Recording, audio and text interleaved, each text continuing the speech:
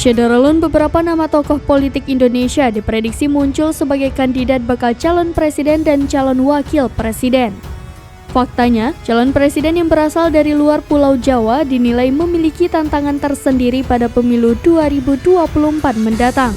Dalam diskusi program Memilih Damai dengan tema Masihkah Berlaku The Iron Law of Indonesian Politik, Masihkah Berlaku The Iron Law of Indonesia Politik, Jawa adalah kunci pada pemilu 2024. Pada Senin 14 November 2022, Guru Besar Emeritus UIN Alauddin Makassar, M. Kashim Matar, bahkan mengatakan bahwa tokoh yang bukan keturunan Jawa mustahil menjadi pemimpin Indonesia.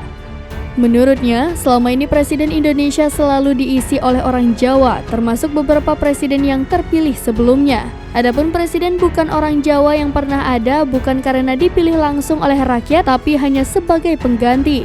Akademisi Universitas Hasanuddin Iqbal Latif yang turut hadir dalam diskusi tersebut menjelaskan, jika berbicara mengenai Jawa adalah kunci, sejatinya konstitusi mengatur kedaulatan di tangan rakyat sehingga semua warga negara mempunyai hak untuk menjadi seorang presiden. Maka dari itu, dosen sosiologi politik Unhas ini pun menanggapi bahwa semua kemungkinan bisa terjadi dalam politik.